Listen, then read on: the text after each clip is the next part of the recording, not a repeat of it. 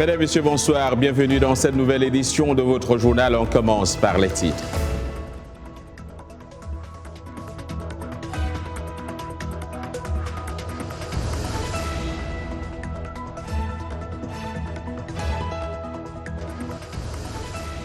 Ici à Ouagadougou, ministre de la Sécurité, de la Défense, spécialistes et experts réfléchissent sur les moyens d'action de lutte contre le terrorisme dans la région. Qui est qui? Qui nous mène la guerre? Ces informations sont vitales, importantes. Nous les avons, c'est évident. Mais encore faut-il les mettre ensemble pour arrêter une stratégie plus précise, plus efficiente.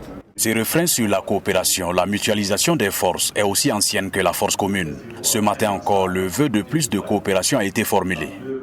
Un appel vibrant pour que toutes les forces, toutes les énergies des pays du G5 Sahel, ajoutées et en collaboration avec toutes les forces, toutes les capacités, toutes les expertises sur le plan international et sous-régional, se mettent ensemble pour conjurer pour arrêter le terrorisme dans l'espace du Sahel.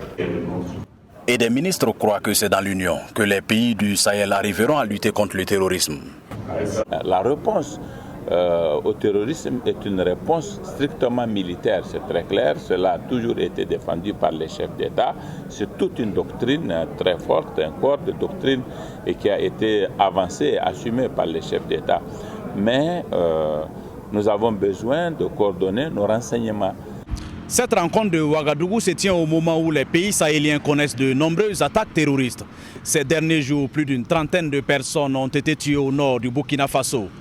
Samedi, un sommet extraordinaire des chefs d'État de la CEDEAO élargi au Tchad et à la Mauritanie se tiendra à Ouagadougou. Lamine Traoré pour VOA Afrique, Ouagadougou. La lutte contre la corruption. Mardi soir, ils étaient des milliers devant leur téléviseur pour suivre le discours tant attendu de Paul Biya sur la crise anglophone qui sévit depuis début 2017. Au cours de son allocution radio-télévisée, le président camerounais a lancé les prémices pour tenter de mettre fin aux violences qui paralysent les régions anglophones du nord-ouest et du sud-ouest. J'ai décidé de convoquer dès la fin du mois en cours un grand dialogue national qui nous permettra, dans le cadre de notre Constitution, d'examiner les voies et moyens de répondre aux aspirations profondes des populations du Nord-Ouest et du Sud-Ouest, mais aussi de toutes les autres composantes de notre nation. Le président a donné plus de précisions sur les contours de cette concertation vivement attendue par l'ensemble de l'opinion publique locale et internationale. Présidé par le Premier ministre, chef du gouvernement, ce dialogue réunira une palette diverse de personnalités, parlementaires, hommes politiques, leaders d'opinion, intellectuels, opérateurs économiques, autorités traditionnelles, autorités religieuses, membres de la diaspora, etc. La réaction des Camerounais ne s'est pas fait attendre. Il reconnaît enfin qu'on ne peut résoudre des problèmes politiques qu'en apportant des solutions politiques et non militaires ou judiciaires. Libérer les gens qui sont en prison, pourquoi ne pas de dialogue? Quand les gens sont en prison, il va dialoguer avec qui? Qu'est-ce qu'on dit? Il ne dit rien de bon. Tel que je connaissais nos frères anglophones, ils ne peuvent pas, ce dialogue ne va pas aboutir puisque les leaders ne sont pas libérés. Paul Biya a aussi évoqué l'éventualité du pardon si certains séparatistes déposaient volontairement les armes. Par contre, il met en garde ceux qui persisteront à commettre des actes criminels et à violer les lois de la République. En rappel, le leader des séparatistes anglophones, Julius Ayuk Tabé, et 9 de ses partisans ont été condamnés à la prison à vie le 20 août dernier. Bonjour, je me trouve actuellement à quelques blocs de l'endroit où se trouvaient les deux tours jumelles. L'accès au site est réservé aux personnes autorisées et la sécurité est renforcée aux abords des lieux où les familles rendent hommage aux personnes tuées lors des attentats du 11 septembre 2001. Ce matin, à 8h46 et 9h03, une foule réunie sur l'esplanade située face au musée dédié aux attentats a marqué une minute de silence aux heures exactes auxquelles les avions détournés ont percuté les tours. Pour la ville de New York, le 18e anniversaire est marqué par la volonté de s'assurer que les plus jeunes n'oublieront pas ces attentats qui ont transformé les États-Unis et le monde, rendant réelle la menace d'Al-Qaïda. Et justement, dans l'optique de ce devoir de mémoire, le gouverneur de New York, Andrew Cuomo, a signé hier une loi obligeant les écoles publiques à marquer 1 minute de silence par rapport à ces événements tragiques.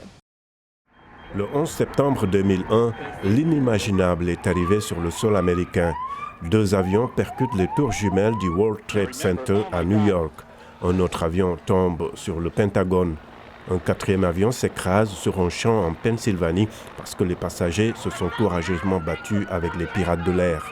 Depuis, les dépenses militaires ont grimpé, atteignant plus de 1 800 milliards de dollars en 2018. Nous devons le voir comme un signal d'alarme qui ne va pas nécessairement mener à la guerre, mais qui nécessite une attention particulière. En 1998, les dépenses militaires avaient atteint leur niveau le plus bas de l'après-guerre froide. Au nom de la lutte contre le terrorisme, les attaques du 11 septembre ont poussé à la guerre en Afghanistan et en Irak. Les dépenses militaires américaines ont d'abord fortement augmenté. Par la suite, l'administration Obama a commencé à réduire le budget de l'armée américaine, mais les dépenses militaires sont à nouveau en hausse. Les États-Unis possèdent 11 porte-avions, un arsenal nucléaire énorme, de nouveaux avions de combat dernier cri et plus de 2 millions de soldats. Les experts s'accordent pour dire que l'armée américaine reste la force dominante. Il y a parfois une tendance à donner à la Russie et à la Chine une courte avance, mais ce n'est pas le cas. Il y a de réelles faiblesses là où nous pourrions exploiter en cas de conflit, mais il y a aussi des domaines où elles sont plus avancées que nous. La Chine est le 2e pays qui investit le plus dans l'armée, en faisant passer son budget militaire de 2% en 1990 à 14% aujourd'hui. Nos alliés et partenaires ne devraient se faire aucune illusion sur le fait que la Chine a entrepris un effort colossal pour moderniser ses forces armées pour nous contraindre et nous vaincre en cas de futur conflit. La Chine a construit 2 porte-avions cette dernière décennie et un 3e est en construction. Il a développé ses propres avions de combat d'élite et ses troupes sont passées à plus de 2,5 millions de soldats. Ce sera perçu comme une menace par ses voisins et ses voisins vont aussi réagir. Ainsi, l'Inde a augmenté ses dépenses militaires de plus de 11 milliards de dollars en 3 ans pour se placer au 4e rang mondial. La Russie ne fait plus partie des 5 principaux pays qui dépensent le plus en 2018, mais continue de retenir l'attention de l'OTAN après son invasion de la Géorgie en 2008 et l'annexion de la Crimée en 2014. C'est ma maison. L'eau a atteint ce niveau. Chaque partie de la maison est pleine d'eau. Cette maison est pleine d'eau plus que la mienne. Il y a aussi 2 autres maisons qui se sont effondrées. Les pénuries de carburant, une des causes de plusieurs mois de manifestations anti-gouvernementales qui ont renversé le président Omar al-Béchir, ont accru le défi d'assécher les zones inondées, la plupart des pompes nécessitant du carburant. Malheureusement, cela se produit chaque année et il s'agit d'un problème d'infrastructure, d'urbanisme et d'assainissement. L'intervention du gouvernement est toujours lente. Nafir, qui signifie aide collective ou communautaire, comprend des volontaires qui évaluent les dommages, distribuent de l'eau et des médicaments et aident parfois à évacuer les victimes des zones touchées.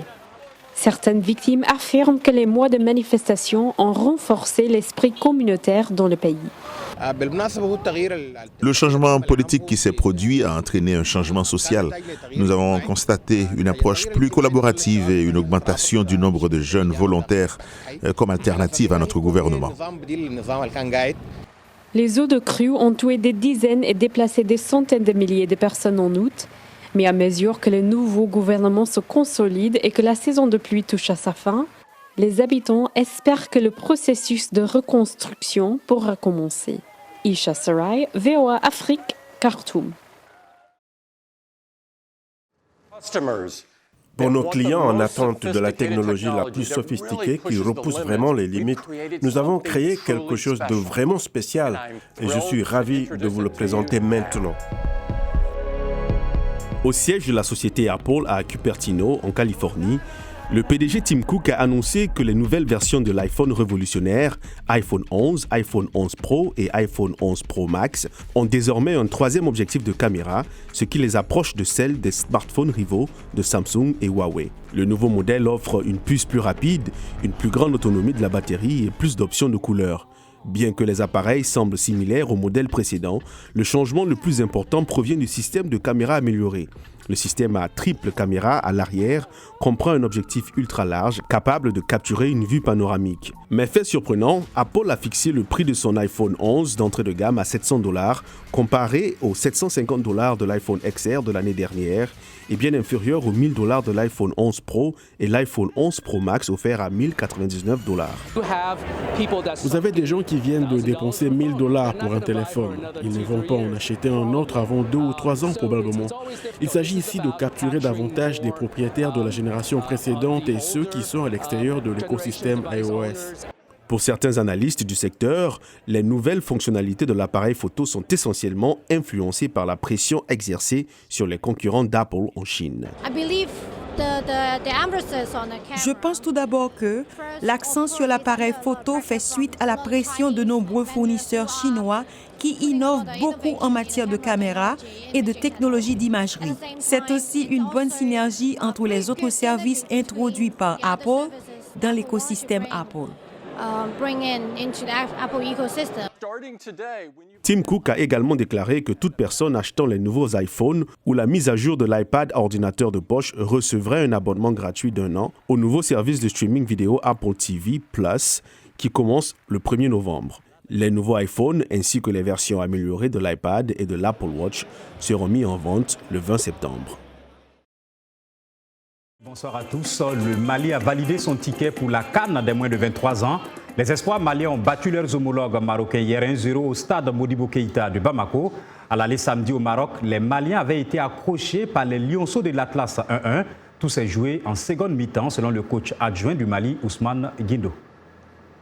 La clé de ce match a été la deuxième mi-temps. Parce qu'en première période, nous avons joué comme eux. Et ils jouaient de longues balles. Parce qu'ils avaient des grands détails qui s'étaient devant. Donc en deuxième période, nous avons essayé de jouer balle à terre. Essayer de faire notre jeu parce que nous avons beaucoup de techniciens dans le groupe. Vous avez vu, on a eu un jeu fluide, un jeu alléchant en deuxième période.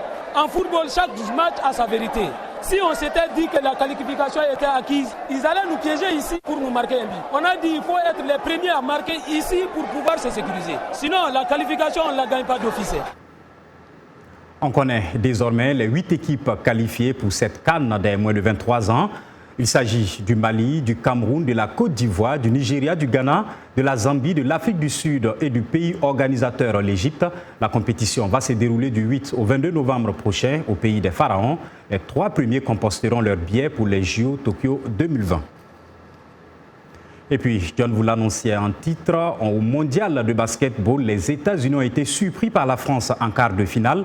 Les Américains, double champions du monde et triple champions olympiques en titre, ont été éliminés par les Français 89-79, malgré 29 points et 6 rebonds de Donovan Mitchell. Team USA du mythique coach Greg Popovich a sombré en fin de match face au rythme imposé par la France, avec notamment des prestations XXL de Rudy Gobert, 21 points, 16 rebonds, et Ivan Fournier, 22 points et 4 passes décisives.